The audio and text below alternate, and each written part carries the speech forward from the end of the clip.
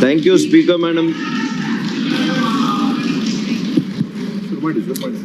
Thank you, Speaker, Madam, for giving me an opportunity to speak on the budget, union budget. At the beginning, I would like to congratulate Honorable Finance Minister for a record 7th consecutive budget presentation. I really acknowledge our Honorable Prime Minister and all our leaders of the party. More than that, the people of Chikkaballapura to have elected me and be able to be present in this august house. Madam, this budget strikes a very fine balance between financial prudence and social welfare. I would like to call this budget as a pragmatic budget. It reflects the Prime Minister's vision for Viksit Bharat, where farmers prosper, poor lead a life of dignity, the middle class get their due for their hard work, and the Indian enterprise get a boost.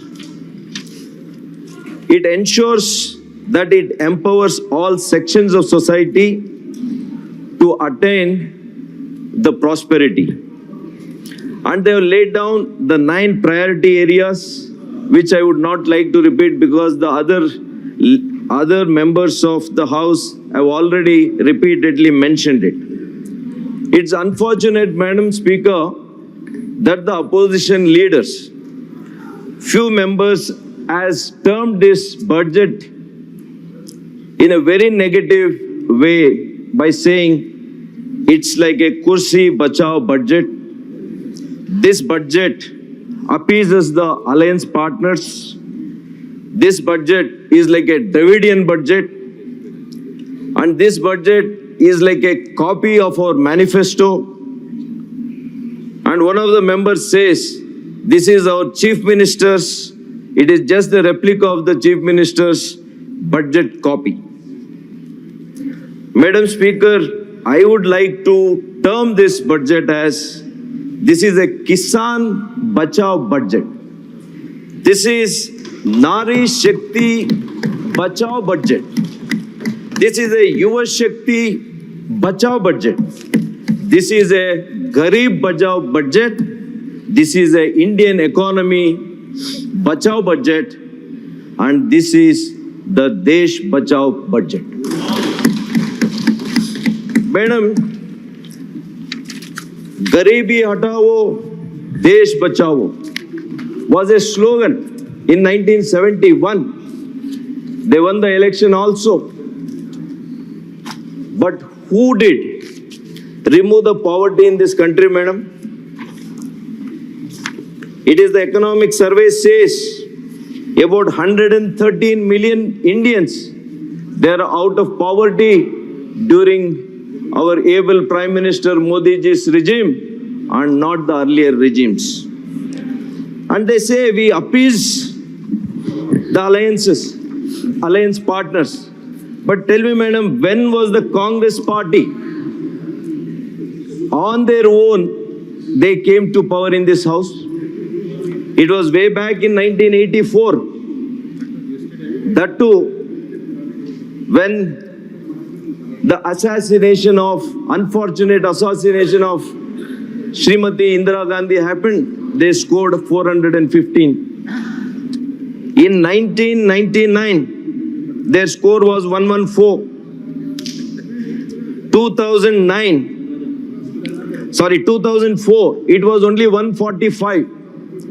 Then the BJP strength was 138. Still, they ruled for 5 years with the 34 alliance partners. In 2009, they scored only 206. Second UPA. But from 2014, you please understand, madam, it is our party under the able leadership of Shri Narendra Modi ji. We got 282, where Congress fell to 44. 2019, we scored 303. Today, we may have lost few seats, but this is a pre-poll alliance. This is not a post-poll alliance. 2009 and 14, 2004 and 2009, it was a UPA alliance. They were made with 34 partners, 34 parties. Should we ask that their budgets were also only to impress their alliance partners, or was it in the interest of the nation? Madam Speaker, the budget can be only deliberated and discussed based on numbers and statistics, not the political rhetoric. So based on that, when I said the farmers' welfare was the first priority of Modi ji's government, I will come with the facts and figures.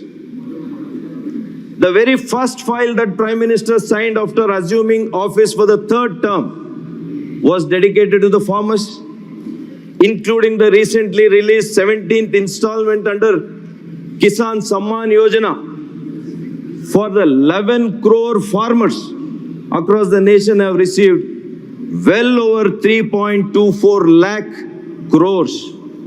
This is the commitment towards farmers.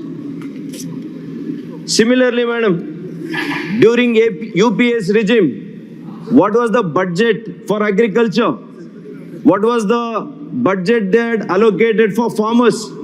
It was only 22,000 crores in 2014. But today, Modi ji has increased its budget from 22,000 crores to 1,52,000 crores 24 budget. And they say, we are Kisan against budget. Similarly, in 2013 and 14, the UPA Sarkar, they extended 7 lakh crores as loans for the farmers then. But whereas Narendra Modi ji's government provided 19 lakh crores to the farmers today. Madam, we have experienced in this last regime a very unique situation. One is the COVID pandemic. The second one is the Russia-Ukraine conflict, because of which internationally the fuel prices, fertilizer prices, they increased globally. But Prime Minister Shri Narendra Modi ji ensured he did not pass any burden to our farmers. This is the commitment of farmers. The total fertilizer subsidy during 13-14, they have given only 73,000 crores. But whereas now it has increased from 73,000 crores to 2,55,000 crores in 23-24, madam. Let us come to MSP. They're normally, madam, this is the first time I'm speaking. Please allow me 3-4 minutes. I will make very, very valid points based on statistics and numbers only. The MSP, madam, their pet subject. As a farmer's son, I would like to say this. The paddy price, madam, per quintal, they were giving 1,310 per quintal. But what is the increase that Modi ji's government gave, madam, today, 23-24? It is 67% increase, and per quintal we are giving 2,300 rupees.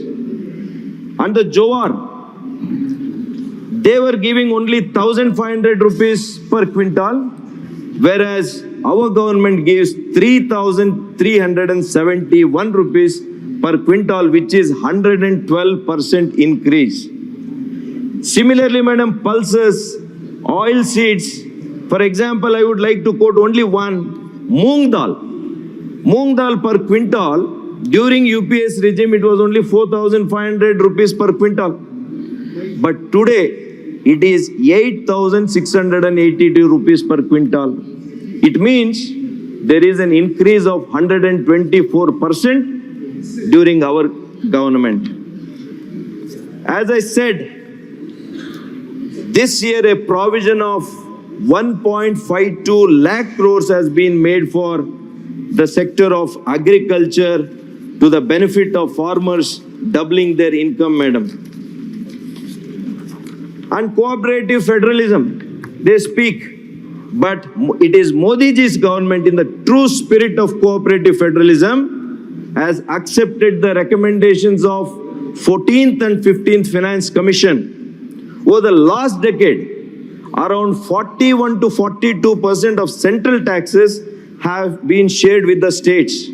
A substantial increase from the earlier devolution share of 32 to 32%. So what I would like to say, madam, today the fiscal deficit is reduced and Finance Minister has already said from 5.5%, the aim is to bring it below 4.5%. So I would like to conclude by saying, I would like to quote Swami Vivekananda's last quote, because madam, Modi ji's government is for welfare of people. I quote, appreciation or no appreciation, I am born to organize these young men. Nay, hundreds more in every city are ready to join me. And I want to send them rolling like irresistible waves for India, bringing comfort, morality, religion, education to the doors of the meanest and most downtrodden. And this I will do or die.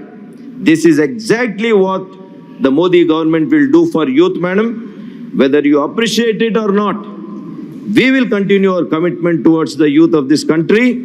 Whether you criticize and mock us, doesn't matter. We will live for youth, Mahila, farmers, Kisan, and every segment, every section of this country, madam. This is our government's strong commitment. Thank you very much for the opportunity given.